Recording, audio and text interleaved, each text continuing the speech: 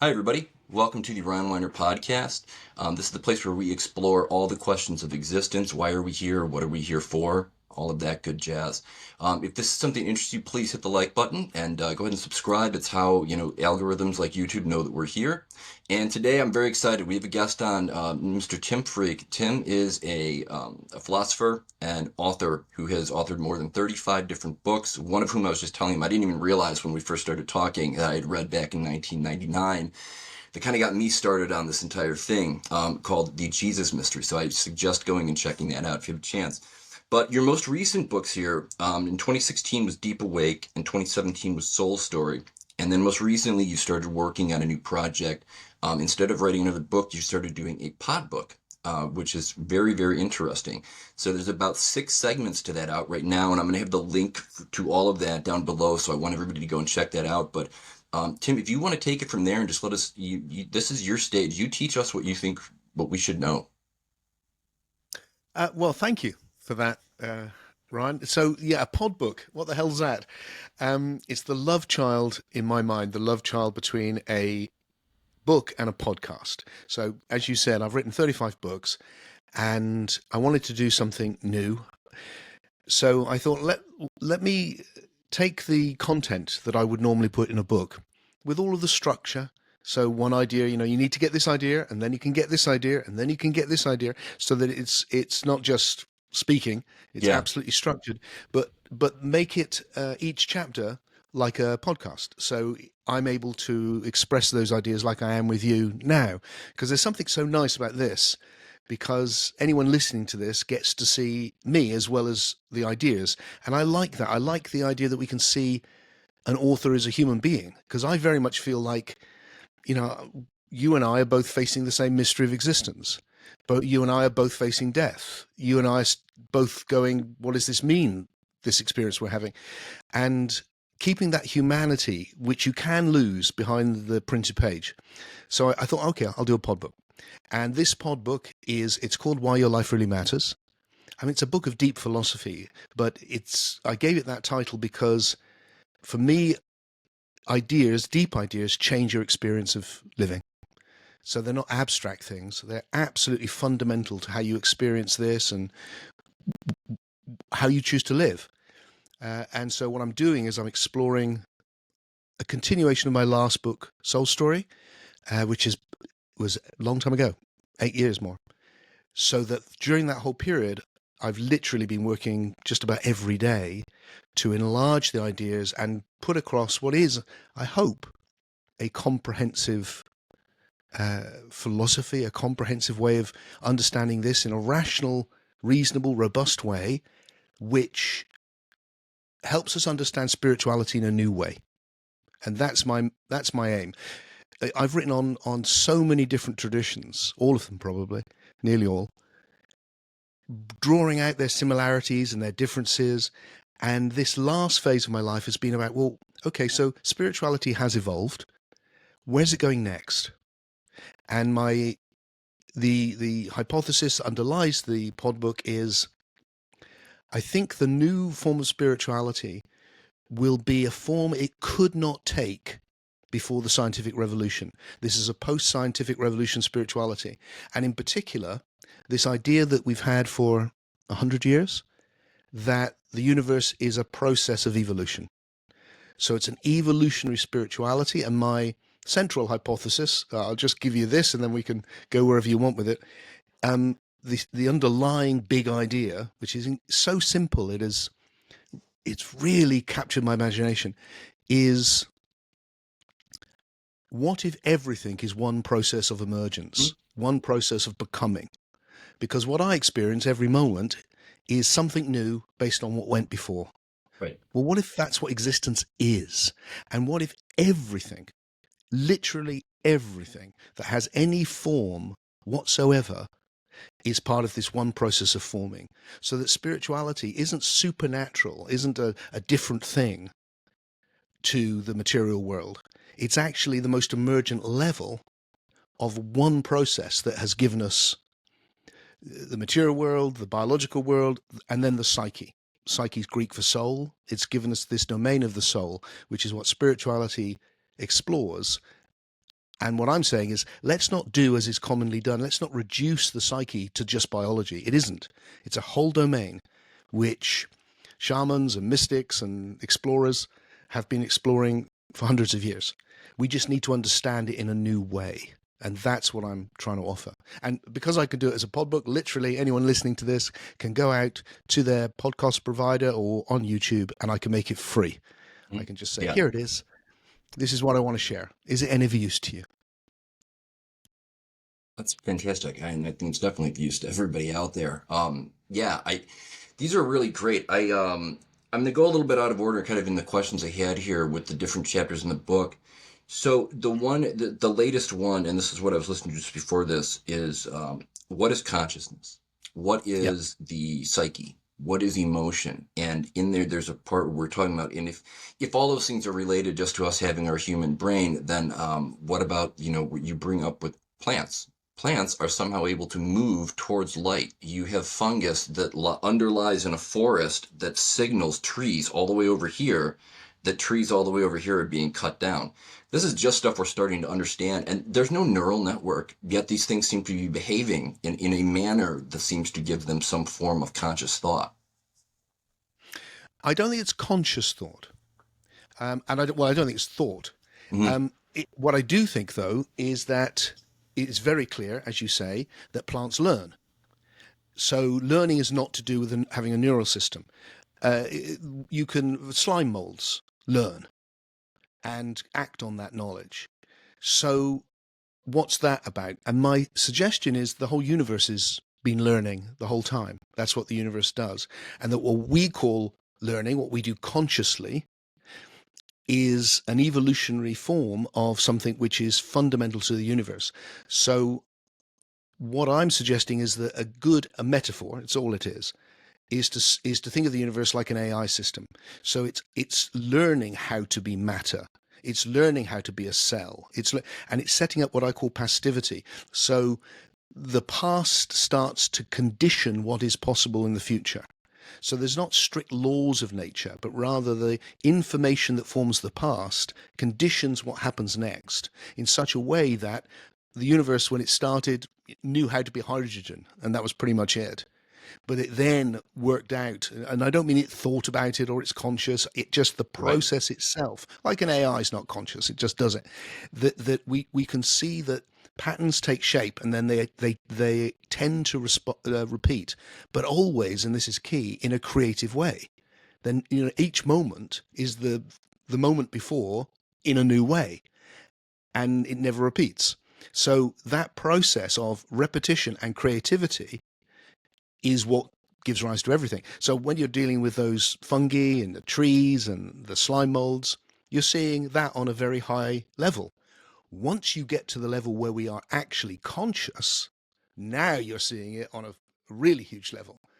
Once you see it like we're doing it, where I may say something and you learn something Mhm. from it, or vice versa, now you're on a whole different ballpark. But it didn't come from nowhere.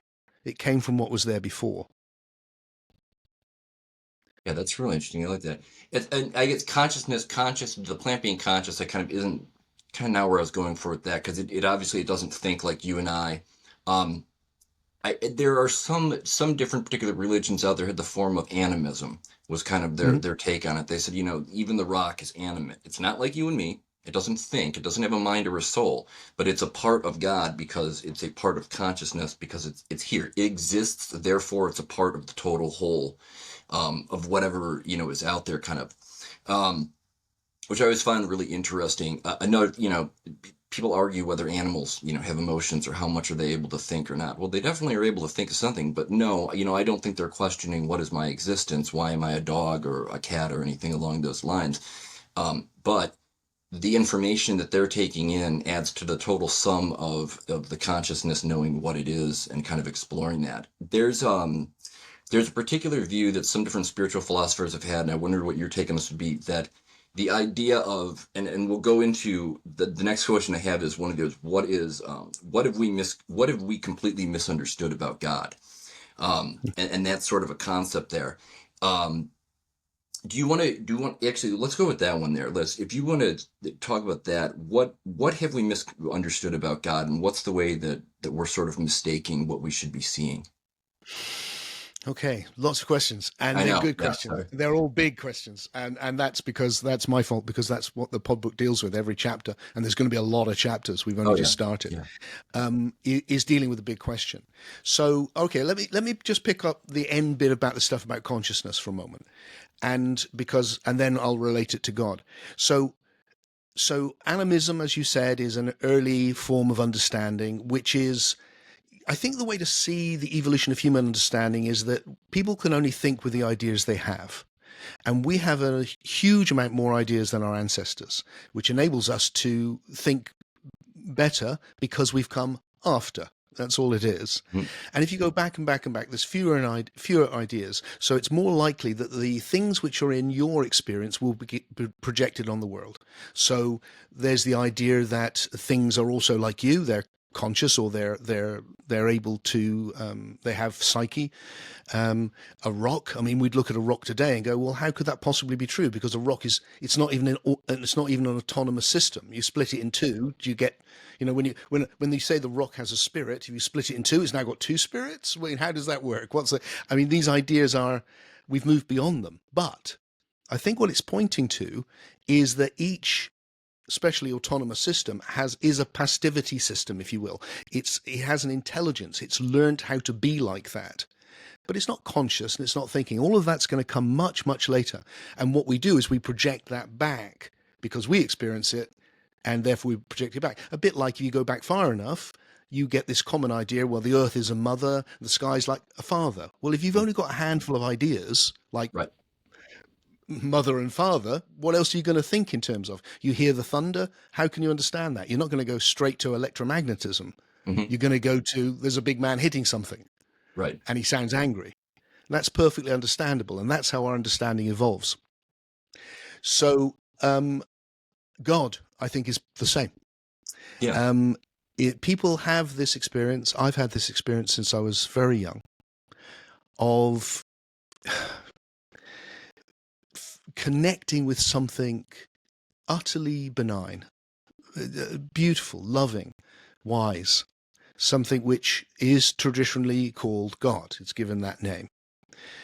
And the idea, I think, when you experience it, it's incredibly real, and it leads, quite naturally in the past, it's led people to go, oh, this must be the big mind that created the universe. And I completely understand why people should think that, but I'm not sure it's right. And I've wrestled philosophically with, there's a lot to say, but let's reduce it to two key problems with that idea. There's a traditional problem which has been discussed for hundreds and hundreds of years, that often gets called the problem of evil, which really is the problem of suffering. Hmm. It's why, if you experience this God of love and it feels so immense and compassionate, and they created this world, why is this world predicated on so much horror? And you can go, well, you need dark to have light and all of that stuff as long as you want. But to me, when I see a child or animal, anything, Hmm. suffering horrendously for what? It's like, why would you? This is not good. It doesn't fit with my experience of a loving God. And that's a major impulse towards modern atheism, that it just feels incoherent. Yeah. And Yeah. then the other impulse which has come in is what I call the problem of absurdity, which is we now know a lot about how the universe has evolved. So we know there's been 5 complete extinctions, for example. Well, what sort of God doesn't know what they're doing that they have to have 5 complete extinctions?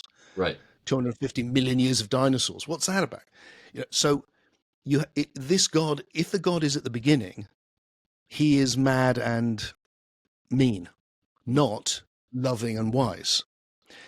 So that's why that God has been rejected by so many people. However, for me, as someone who's explored spirituality all his life, I experience this, and it's the most real thing I know.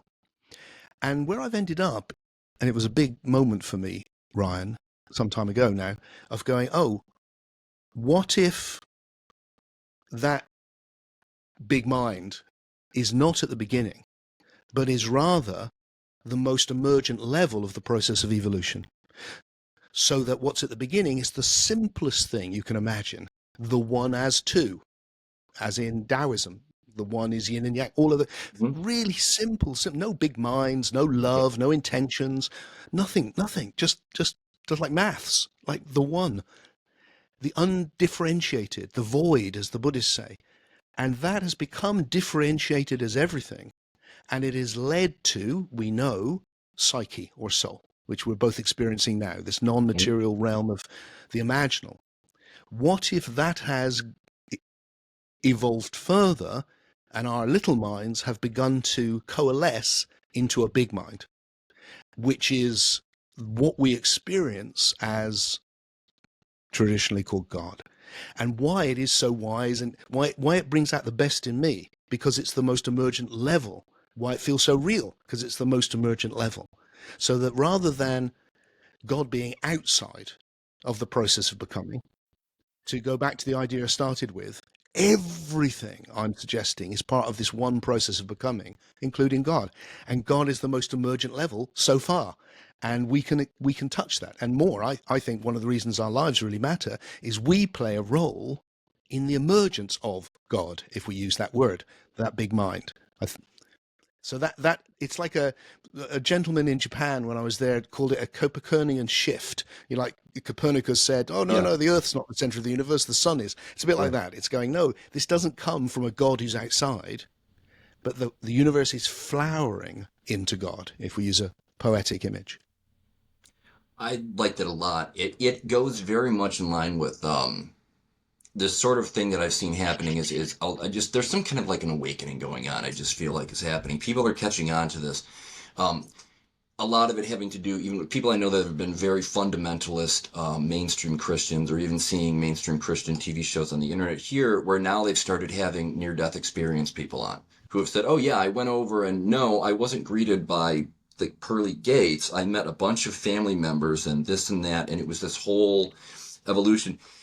A lot of times what they kind of come back and say is that their understanding of things is that existence, everything we can think of here is a practice of, like you said, evolution, of going from God evolving by figuring out what God is, by figuring out all of these different possibilities. It's sort of like something trying to figure out what it is by evolving into something else was one of the principles that they had kind of talked about. But moreover than that, it also reminds me of the concept of moving from the personal God. So in the Old Testament, you have a personal God. Well, I'll just say Hashem as opposed to using the YHWH. But you have this person who gives rules, tells you to go to war, bring back the spoils of war for me. This is the way men talk to each other and do things. It doesn't seem very divine to me. I was thinking about it. Then around 19, around the same time that I was getting into things, I understood then, started understanding Kabbalah, that if you were a rabbinical Jew and you got into the age of 35 or 40, you were a scholar on the Torah, you were allowed to join Kabbalah now, where you learned about the concept of Ein Sof, or the big mind, the unknowable, unfathomable. Don't try to figure it out because your brain's not going to be able to handle it concept of God.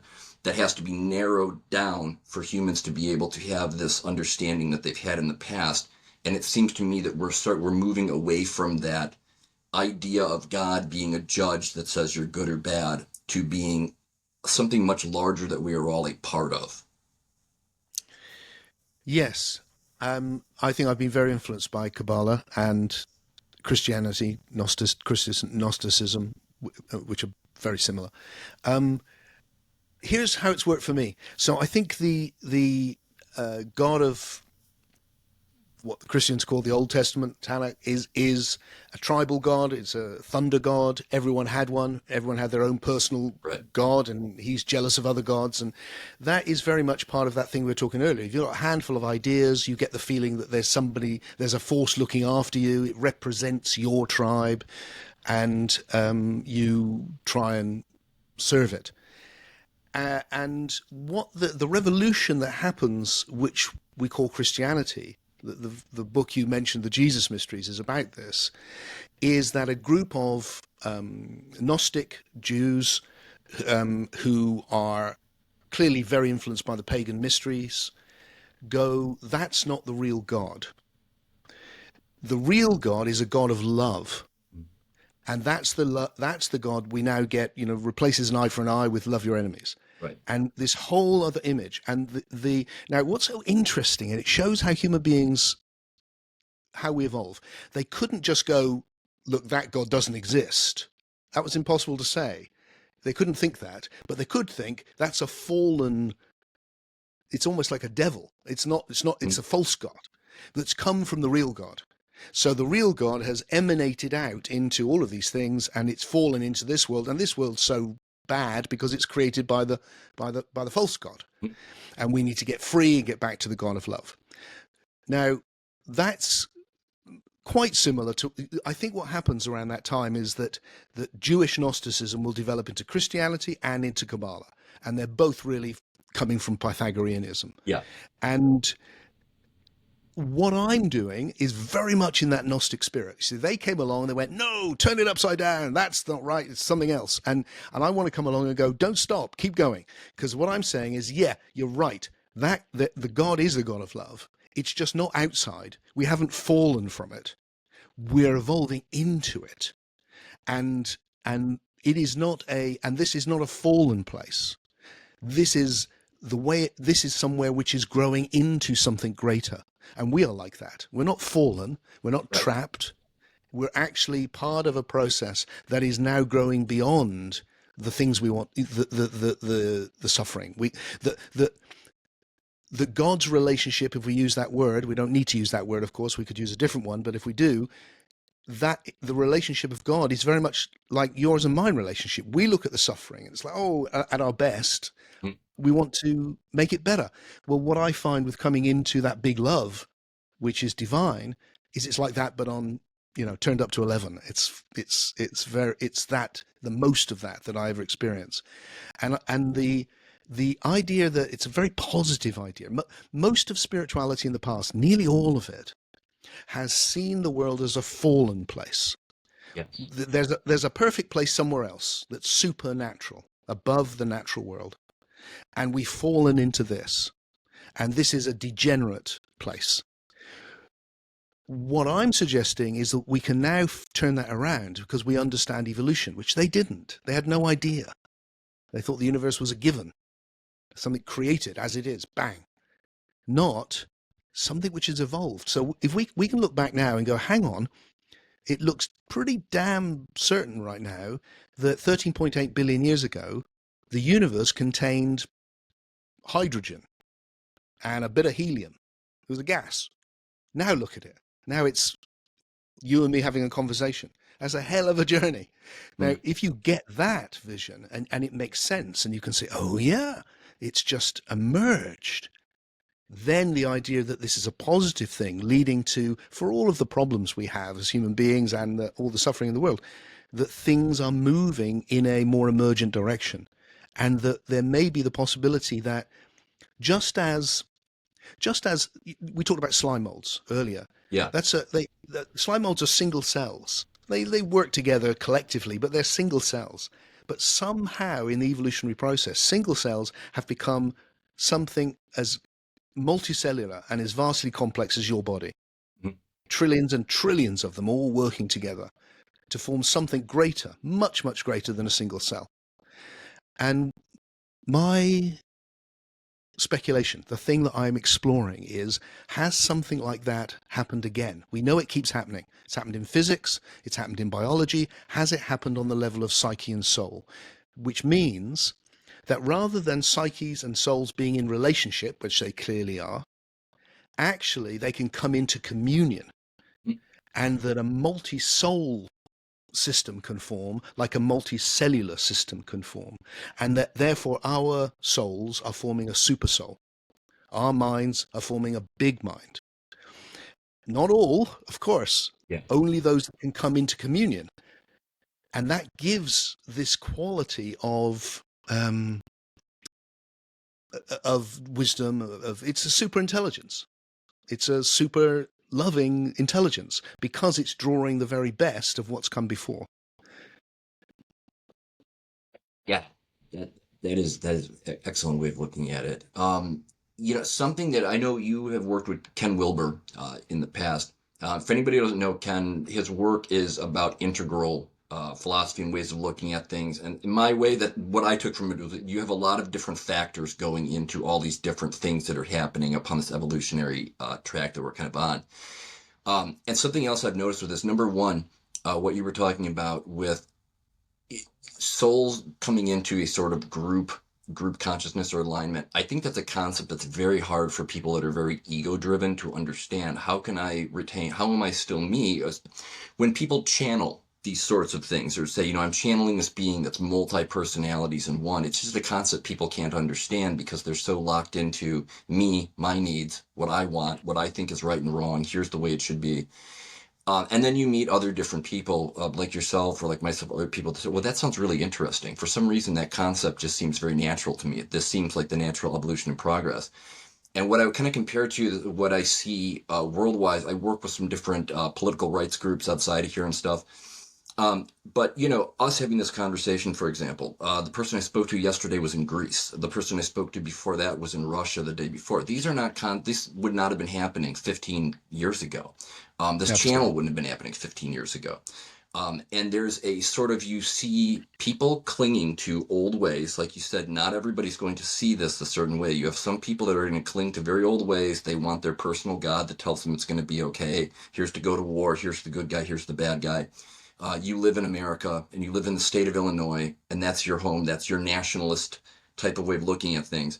Or I look at myself as one guy living on the planet with a bunch of other different people. These lines of nationalism are breaking down. We all talk to each other in different countries. We watch news in different countries. So on the human scale, I see us doing what I think is also happening on a psyche and a sort of a consciousness scale. Do you see that kind of thing, same sort of thing happening with? Yes. And I part of the thesis that underlies the pod book that we've been discussing is that everything evolves. Our understanding will evolve. There will be a whole new paradigm shift because the last one was the scientific revolution. We could say in our culture before that was the Christian revolution. There's paradigm shifts. They happen. There will be another one. It seems indisputable. The question is, what will it be and when will it come? And what I am putting forward is, I think it could be this. And then with that comes a new type of human being. There's a philosopher whose name I can't quite find. Jan, I'm not going to find his name. Who talks about the Flintstone fallacy, which is the idea that people in the past were like us. Like the Flintstones. They're a modern Stone Age family. Well, Right. Stone Age people weren't like us. They were very different biologically, not that dissimilar, but in terms of their ideation, and the way they lived and what they imagined the world to be, utterly different. And so we can get that human beings have evolved, not just ideas. So that the birth of the modern individual, maybe 400, 500 years ago, it's really taken off, has given us this world. The scientific revolution was really about the birth of a modern individual who could think for themselves. So we didn't all think the same. Now what's happening, this is it right now on the internet, you and I, is the diversity of thought is now overwhelming. It's amazing. And that has led to all these change. So what I want to suggest is that there will be a new human being. And I think the way that it looks to me is a movement between the individual, which I celebrate, and what I call the unividual, which is the individual now conscious or becoming conscious, let's say, of the fact that the universe is a one. And that's the great mystical insight of awakening, where you go, oh, it's one. It's also what brings you into communion with God. Oh, I am Tim, but I'm the universe, which has evolved to be Tim, relating to the universe that's evolved to be everything else. And there's also one of us. And you and I are individuals, but we're also one. And it's that shift. And that shift brings this enormous love with it because you feel connected to everything and everyone. And mystics have been exploring that for a very long time. And what I want to do is go, okay, let's understand that differently now. And then we can support this arising of the individual. And then actually there's one more thing. Yeah. I'd like to add to it. I don't want to just talk. I want to hear you speak too. But So I'm writing the notes as you're going to my questions here. That's oh, what I'm good, doing. yeah, Yeah. great, great. The to just take that back to God, to tie it all together as best we can. There's a common idea in spirituality that we have fallen from the oneness. We got lost in the Maya, and we need to. And the thing which keeps us separate is our idea of our individuality, and that's a bad thing in us. And we need to get rid of that, and we return to the one like a drop into the ocean, which sounds very attractive if you don't think about it too much. I used to like it. Sounding, oh yeah, that sounds nice. But it also means that your individuality, your struggles, your loves, your everything you've done, your relation, is all for nothing. Because really, you just got to get rid of it and get back to the one. I want to turn that on its head and go, no, the evolution of you as a unique individual is it. Hmm? That's what the universe has been moving towards. You as an individual, someone who can think, someone who can ideate, someone who can question, someone who can explore, everything that makes you you. Passions, feeling, all of it that makes you a human being is not an error. It's not the thing to get rid of. It's the thing, it's the foundation from which you now step to the individual, so that the individual is conscious of the unity. And to tie that back into God, I'm not saying the individual dissolves into the supersoul. I'm saying the opposite. I'm saying, think of the biological level. Hmm? Here's my body, this multicellular complex thing. What's the difference between me and a big lump of slime mold? It's that in a slime mold, all the cells are the same. Yeah. Here in my body, they're all doing something different, which is why it works as a completely higher level organism. System. I think it's the same with the supersoul, that what we bring to it is our individuality, and that what we're doing with our lives is actually developing that individuality to contribute to this higher level, which is God, the supersoul. So it's a complete flip in relation of the individual. It goes, no, individual, wonderful. Find your individuality, evolve it, be the best individual you can possibly be, and make that transition to a unividual, which is seeing a deeper level of reality, that it's all one. And that brings you into communion with others who are doing that. And that is this super soul. And what you offer to it is not to dissolve into it, but to actually contribute to it, yourself, your individuality. I think absolutely. That's great. Something you brought up, this just popped into my head when we were talking about, older humans that were physically, probably like us, very similar up to a certain point back. Um, People always talk about having a time machine and what they would do and go back and observe. The crucifixion or something else that they're. No, I'll tell you what I want.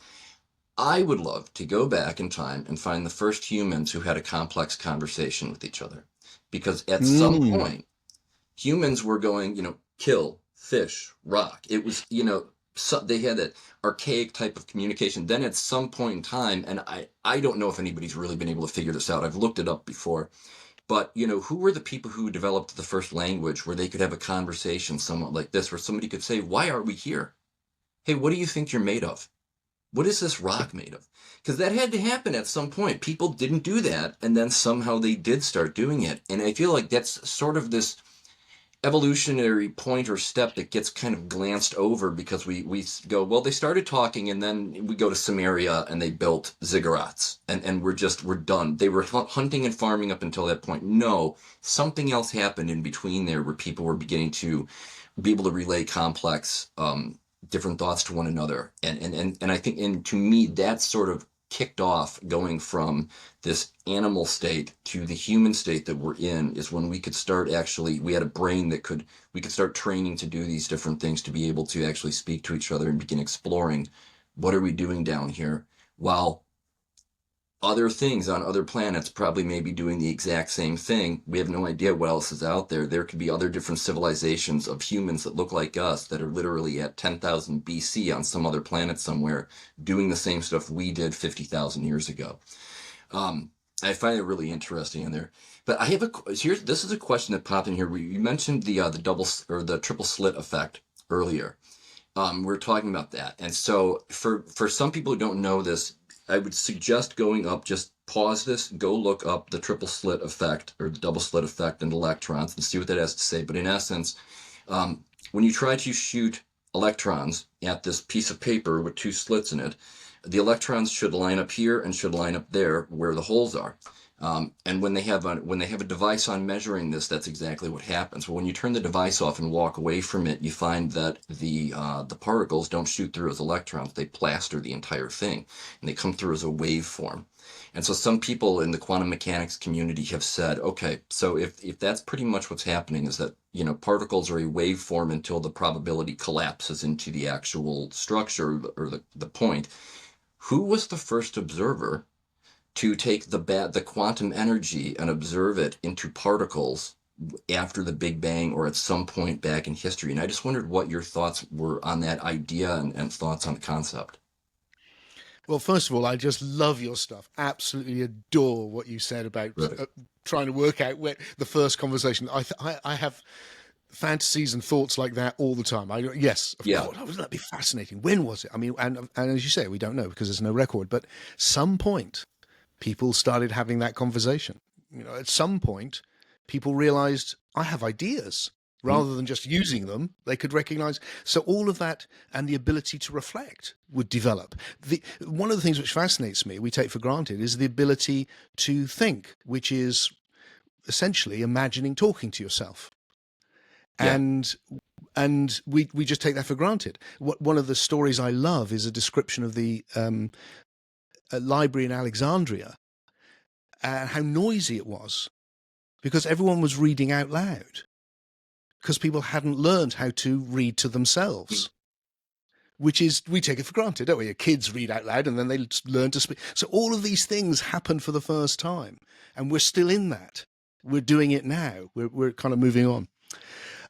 So I just wanted to comment on that. Yeah. But you also went on to something very, very interesting. Remind me what that was, because I got distracted by Alexandria. Yeah. Was So the concept of, so if we're dealing with probability or waves of oh probability, yes, the double infinite slit experiment. energy, yes, and then it Yes, condenses in the particle yes, pops into existence out of nowhere yes, because we yes, looked at it. yes.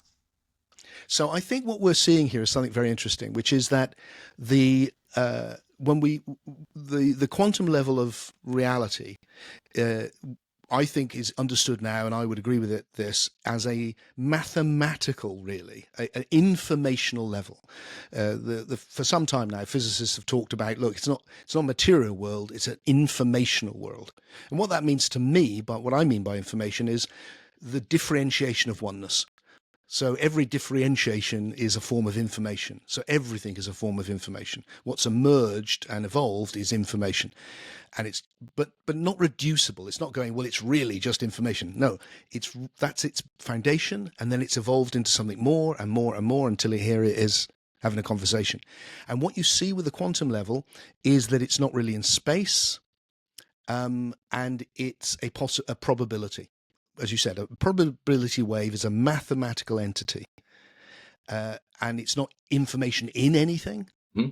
It's not like in a computer or the waves in the air. It's just information. And this information will behave in certain ways depending on its relationship with other things. Now, there's a common idea in spirituality that this has got something to do with a conscious observer. And I really don't think that's the case. It's a minority view amongst physicists. Not that that Hmm. means it's wrong. Some do think that.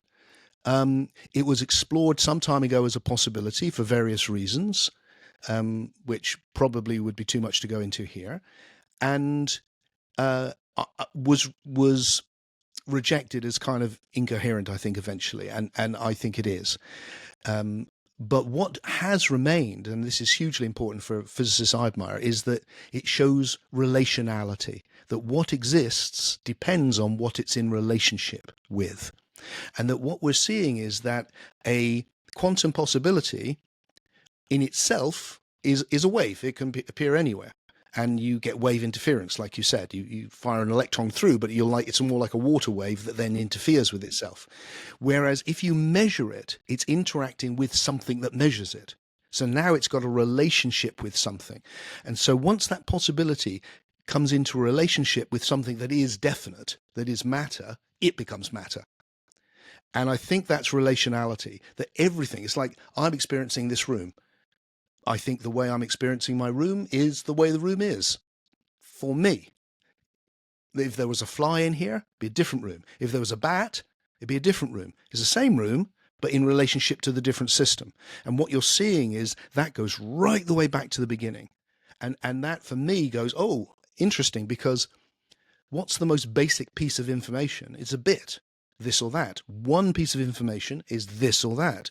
Well, that's yin and yang. Hang on, or the Kabbalah. Yeah. That's the one as two. These ancient mystical traditions, that's the idea.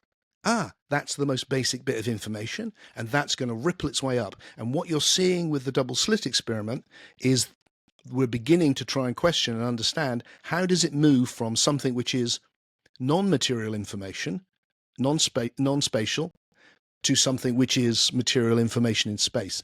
And it looks like it's to do with relationality. But that would suggest that everything is relationality. Everything is the one in relationship with itself in all these different ways. Kind of, what else could it be?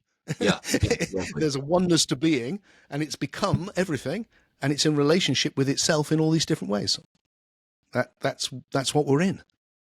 Yeah. No, no doubt. I love it. It's kind of a random question here, because it goes into, what people have known in the past here. I'm going to make a guess. Maybe you have read the Kabbalion or been exposed to Mm-hmm. it all.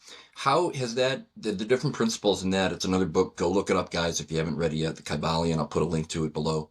But especially one of the principles, of the Kabbalion being as old as it is, where we don't really even know, I don't think, who wrote it originally. Hermes Trismegistus, or the Thrice Great. But one of the principles in there talks about is how everything is made from smaller parts. It's almost like somebody back then understood what molecules and atoms were.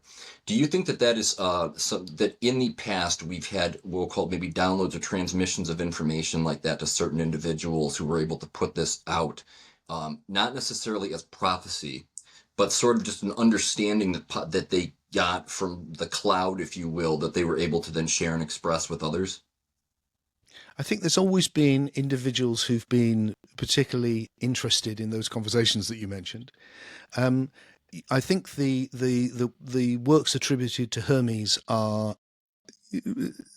sort of the same right time as the Gnostics. Really, Yeah. they're like the pagan Gnosticism, and I don't think they're by someone called Hermes. They're like all of those texts. They're written by people who are putting it into the mouth of the great Thoth, Mhm. is the other name for Hermes in the Egyptian.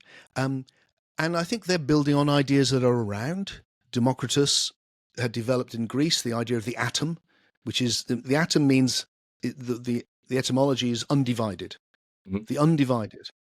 So you've got this idea of you can divide everything, but eventually you must get down to something you can't divide, and that would be the atom. And that idea develops. You can see it in the ideas you're talking about, and then it will resurface a long time later in science and go, oh, look, there must be an atom. And then we found out you could divide the atom. It's like, oh, okay, that's not the atom then. And then we're going down, and it goes, oh, it looks like the atom is a piece of information. That's the undividable. It becomes something which is, the bit is more like the atom. I mean, interestingly, that we talk about the Big Bang, but the Big Bang was a insult word. The guy, the Georges Lemaitre, who came up with this amazing theory, who was a priest actually and very Mhm. spiritual man. He called it the primeval atom. So it's the idea that it starts from the primeval atom, which is the undivided, and then divides. Very similar to what I'm saying, really, or I should say the other way around. What I'm saying is obviously been influenced by him, and so it's that idea of something you eventually get down to. So I think what's happening with things like the works of Hermes is people are looking at life in a deep way, and they are gleaning what they can and using the language and ideas they've got available to express it, exactly like you are now and like I am now. It's just that what we've got available to us has gone through the roof. So one way, just Yeah. tie that in, which really strikes me when I look at what I'm doing, so I think, oh, it's interesting. I've been born into a time when at the beginning of my life, for the first time ever, I could go into a bookshop as a teenager and get any spiritual text, or at least order it. Yeah, yeah. Now, as an old man, I live in a world where I can get it instantly on my phone, find the passage I'm looking for, Right. compare it across to other. It's like, oh, wow. And what I've done with my particular little adventure is to write about all these different traditions, about where they're similar a lot and where they're different. And then here I am at the end of my life. And what I've articulated, if you like, one of the ways of seeing it is going, at the beginning, I see it very much like the Kabbalah, different because it's evolutionary, but or Taoism, it's Hmm. the one. It's not God, it's not a mind, it's the one. And the Source. one has become two. Yes, but it's nothing. Yeah. It's literally nothing. It's the undivided. It's Right. the formless, and the formless is forming, and it forms as the simplest thing you can imagine, something we can only study with mathematics, which will become the quantum level, which will become matter, which will become alive, which will become sentient, which will become psyche, soul, which will become God. And so what I've done is I've gone, oh, the theistic traditions and the non-theistic traditions actually become part of one thing. It's just, it's Buddhist or Taoist at the beginning, and it's Christian or those other theistic traditions. That's where it's going. And in between is science. And all of those great insights that human beings have can actually fit together into one narrative, one understanding. Yeah, that's fantastic. It's almost the way sometimes people describe us as being in sort of a kind of fractal holographic universe, that it's a fractal that you can, and with some fractals you zoom in and it's the same thing over and over as you go zooming in on it. But then at the same time, when you pull the camera back and zoom out, it's the exact same fractal in reverse and you're seeing the exact same thing over. Almost, we have an atom that turns out that goes to be a molecule, goes into a cell, the cell goes into a multicellular being. I'm one being, now I'm two, so I can talk to somebody and share thoughts. Then I'm three, then I'm four, then I'm a town, it keeps going to this larger amount. The more you're, just like you were saying, we're exposed now. I have all this information on my phone I can get a hold of instead of having to go to the store. I've also got all this information from other people on other places of the planet that are now I'm learning about their culture and what's important to them versus what's important in my culture. And it's sort of this one homogenizing thing where, again, it's not anybody losing their individuality. We're not trying to become one group of people who all look the same. It's that we are recognizing we are all a part of the same thing whilst individually respecting and enjoying the differences and the individualism that everybody brings to the table, sort of. Yeah, yeah, that's it. That's it right there. That's what's been happening. And I am fundamentally optimistic because of that. Yeah. Now, that's not because I underestimate the incredible problems we face, and there's lots, always, always, always, always. But we've come this far, and one of the things I always want to make people aware of is how far we've come, Mhm. because often people, it's like they think it's always been like this. Well, it really hasn't. No, it's been It bad. wasn't very long ago when most people's children just died. Yeah. That wasn't very long ago.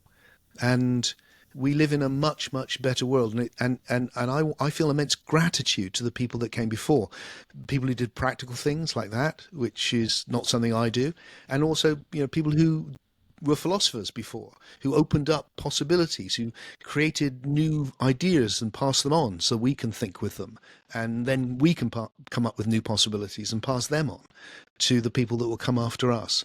And in that way, we're emerging into something amazing.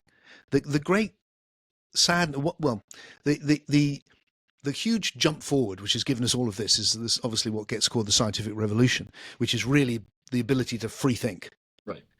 And that's also given us is also what's given us the economic revolution, free thinking, entrepreneurs, try it out, be yourself, artists, the same. Suddenly we go from repetition to the artist creates new ideas, and that's launched us forward. But the price has been in the intellectual mainstream, not with most people, but the intellectual mainstream has been a rejection of the spiritual level of reality because it's associated with the old mythic understanding. I love myths, but Mhm. they're not as good as science, and so that's been pushed away. So we talked about God before. Oh, God is the creator. It's nonsense. Read these books. You can see archaic nonsense. And I agree with all of that. But I also think spirituality has the whole time been addressing a level of reality, which is more than just a byproduct of biology. It's a domain. There's an ecology of soul, just like there's an ecology of biology. And spiritual people have been exploring since shamanic times, have been exploring that ecology of soul, and have been seeing things like you mentioned earlier, that we've that we survive the death of the body. So the question for me is, can I understand that in an evolutionary context? And I think we can. So that rather than being, again, a supernatural phenomena, that you go, oh, the ability for the psyche, this imaginal level, to survive without the biological level has evolved. Because like everything has. So it hasn't been there the whole time, but it sure as hell is there now. And therefore we can bring back in these important spiritual ideas and understand them in a whole new way. And that matters for also one of the big reasons it matters. Well, my podbook's called Why Your Life Really Matters, because if that's not true, then you end up in a universe where it's, you're a clever monkey clinging to a rock in the middle of nowhere for a few decades, long enough to go, what the hell's going on? And then it's over and that's it. Nothing. Now, if that's true, maybe it is. If that's true, then our lives have no significance beyond what we give to them for that short period. But I don't think it is true. I think we're part of something far more, even more amazing than that, something quite extraordinary. And that's what the spiritual vision gives us. And that's why I want to bring it back in, but with a new level of robust intellectual understanding that links it into our scientific understanding without diminishing either. Yeah, absolutely. Do you kind of another concept that people have on this, and just I wanted your opinion on there.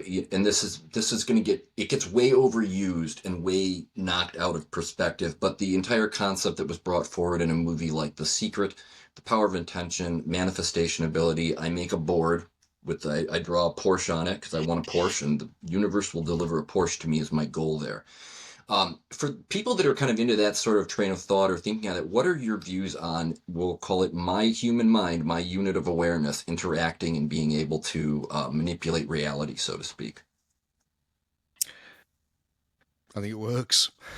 I think, but I think we understand, again, like nearly everything that I'm doing, Ryan, is going, I think there's a reality here. We just need to understand it in a whole new way. Exactly. Yeah.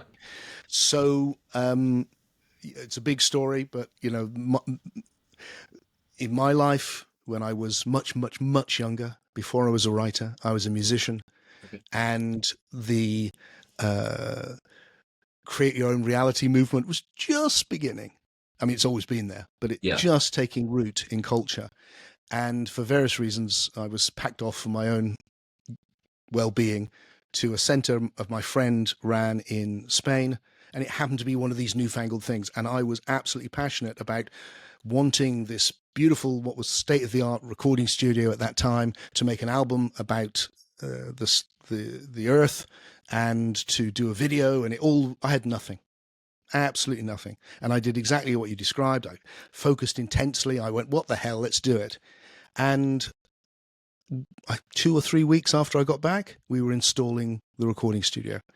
We made the film. It was shown at the United Nations. It became second in the BBC Environmental Music Video Awards. From nothing. It just landed in my lap. So there's other examples too. However, done a lot of things that didn't work too. Yes. And I think that's the mistake. My favorite example is after that, I had a little bit of a fascination with Van Morrison because his music that time especially was very spiritual. I found it very moving. I thought, I'd really like to meet Van.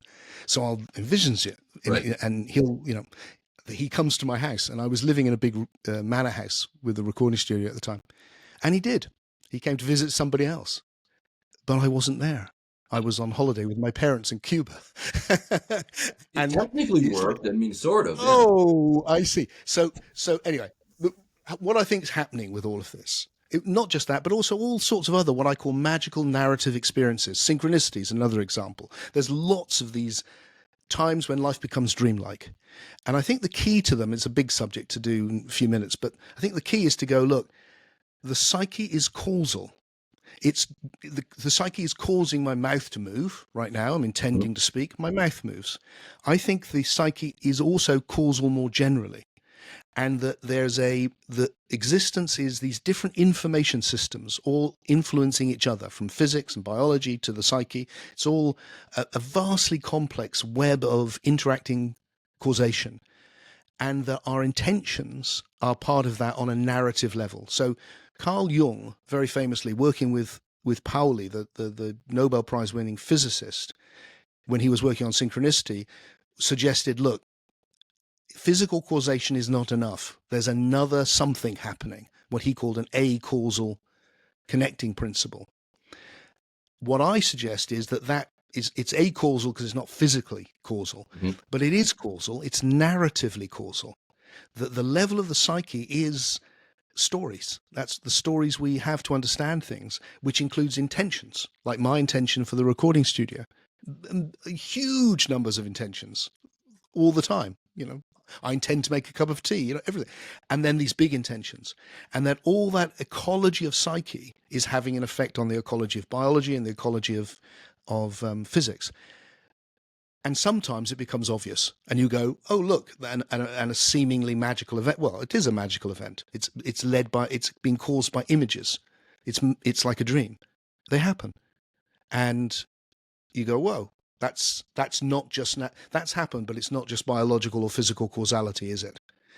The mistake that's made, I think, with things like The Secret or older ideas like karma, Mhm. which are both attempts to understand this, is they're absolute. So what often is said is that you are creating everything about your life, Right. and that your life is feeding back. No, that can't possibly be true. It means everyone in your life is merely a puppet to your intentionality. That's not right. But the opposite, which is like, well, it's nothing, doesn't have to be true either. I think somewhere in the middle is where the reality lies. That our intentionality, our psycho-causality, our narrative causality plays into the other levels of this informational matrices that we exist in. And sometimes it's obvious, and sometimes it has a big effect, and then mostly it doesn't. And the last thing I want to add to that is, I think it is also how the super soul, whatever name you want to give that, Mhm. God, whatever name you like, that benevolent super being has an effect through exactly this. And that's why you have those moments of providence or grace, as they get called, where you go, oh, I'm being guided here. Or something wonderful has happened, and I link it to the divine. And it also explains why that doesn't happen all the time, because that is just one more factor in the great causal Right. soup. It's not running the show. It's not like God likes you now and now doesn't give a damn. It's like that power is always there rooting for you. It's just that its causal influence is limited, like everything, within the overall matrice of causality. Did any of that make any sense? I tried to Yeah. cover it very fast. Absolutely. Especially the part you're talking about, the absolutism. Oh, well, everything is your creation or nothing's your creation. No, it's probably a combination of the both that are going there. I don't believe that the 5-year-old whose parents die in a car accident was Yeah. thinking about hoping they wouldn't die, therefore they did. No, that doesn't make any sense. Nor does it where somebody says all you need to do is think about something and it'll just happen. No, you have to put Yeah. hard work into it too. If you want to be a race car driver, you need to go to a race car school and get your driver's license for racing cars. You can't just sit at home and somebody's going to hand you, a Valvoline scholarship. Um, but no, I think that's really important to keep in mind. And that sort of thinking actually can really sort of hurt people too when they're thinking, oh, well, how can Yes. I become everything I brought is myself? Well, that again, it makes the universe isn't fair. So what's the point of even trying? And it's just this bombardment of the kind of the negative stuff happening. And health as well, Ryan. I mean, Yeah, it's one thing. You see, I do think what we're exploring here, I think, is that obviously, I didn't go home and there was a recording studio waiting right, for me. That didn't happen, and it was no miracles involved. No laws of nature were broken. What happened was that the story of my life went in the direction I wanted it to. Mhm. And it went there for things that came to me. I didn't go to it. People came to me and made it happen. And um, so it was magical, not miraculous.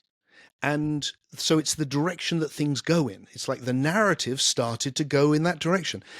And then, it didn't. And then it keeps moving and changing. That's the key.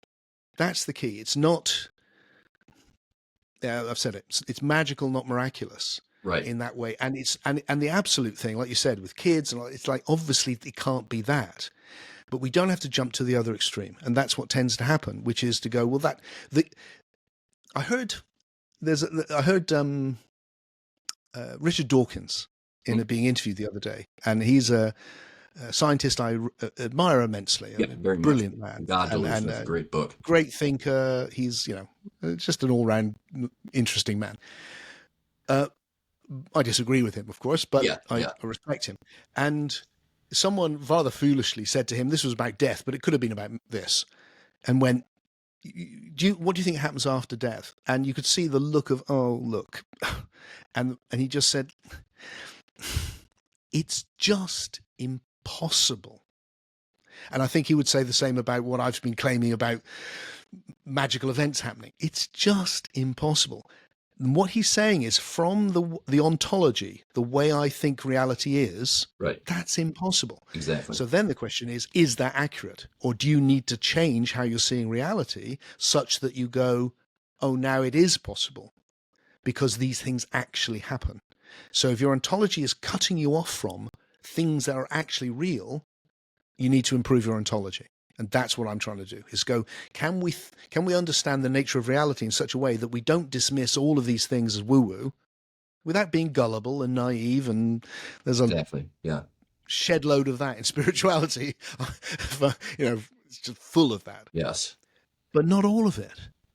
There's things in there which are really precious, and we don't want to throw out the baby with the bathwater. We want to understand that in a new way, so that we can start studying it. Yeah. What are these near-death experiences? Oh, why do so many people have experience synchronicity? Why does magic sometimes happen and sometimes not? What are those moments where you feel guided? Is it just an illusion? Is it like when you see Jesus's face in a pancake? It's like, no, it's just nonsense. Right. Right. Or is it something real? And I think it is something real. And I think we can come to an understanding if we're willing to think creatively. Fantastic. So we're coming up on the hour here, and I want to give everybody kind of maybe an actionable item here for them to do.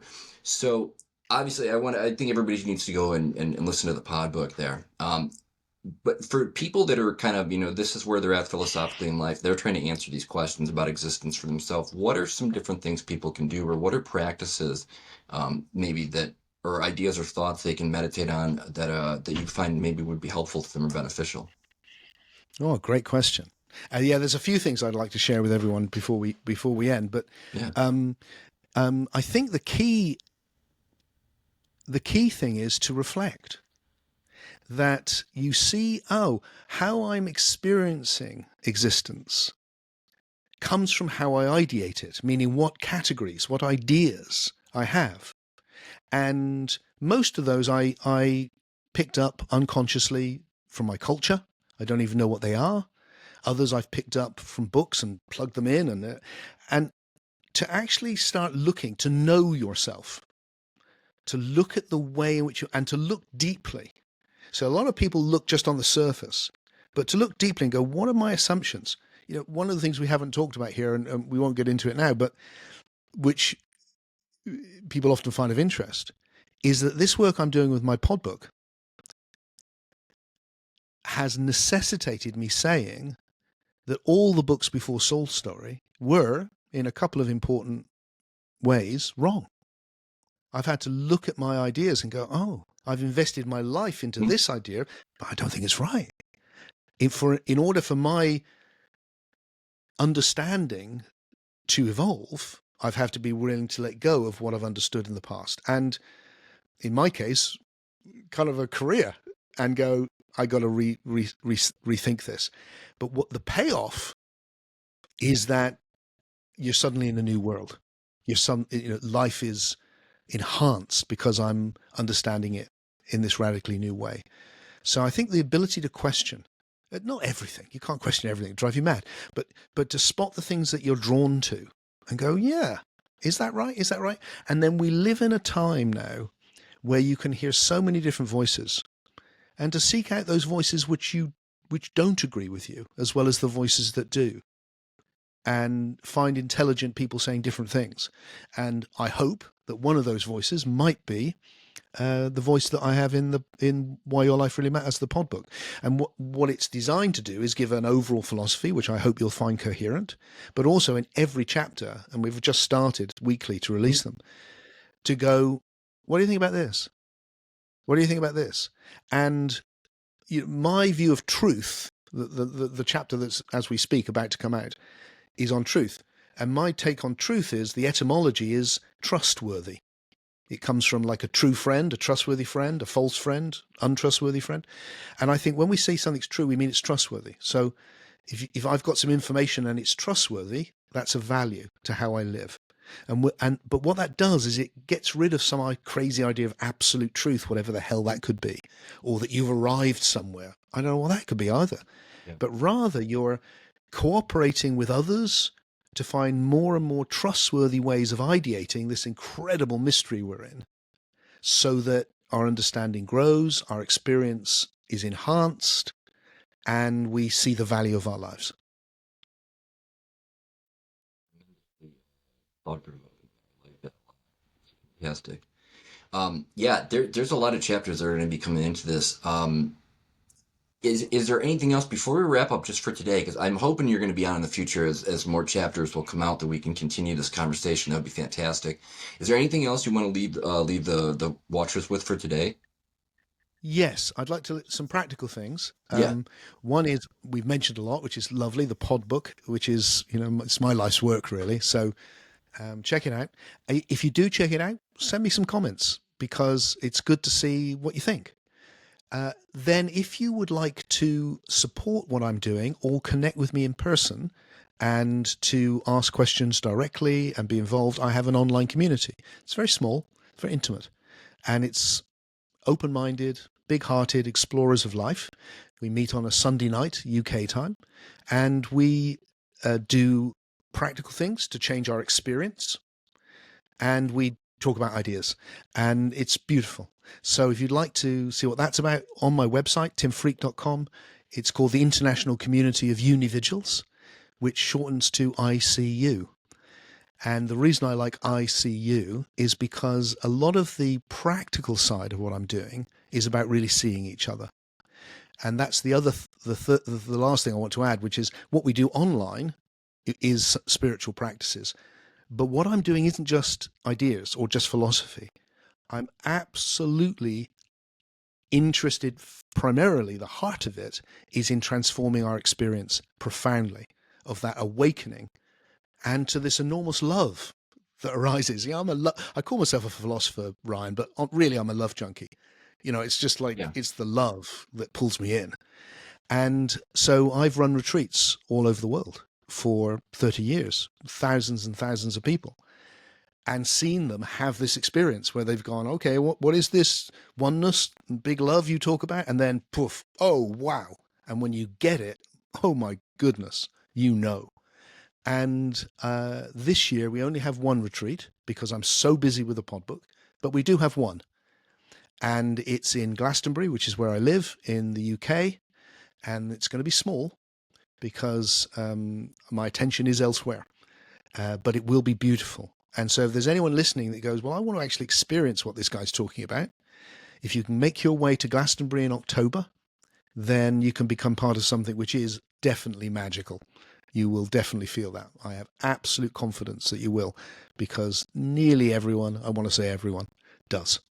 And that's in October. And that all the information for that is on timfreke.com. Beautiful. Absolutely wonderful. Thank you, Tim. I greatly appreciate you coming on. I'm gonna have to check that out and see if I can make that actually too here in October. That Oh, I sounds would love that fantastic. so much, Ryan. That Yeah, would be just great. absolutely. Well, thank you guys, everybody, for joining us today. Tim's going to be on in the future. We're going to continue this conversation. Hopefully, go and check out the Podbook and the different information that's going to be listed below. And I wish everybody a wonderful day here. Again, if this is stuff you like, please hit that like button and subscribe. It's how we know we're here, and you'll get to see more of this. And we'll talk to you soon. Have a wonderful day, everybody.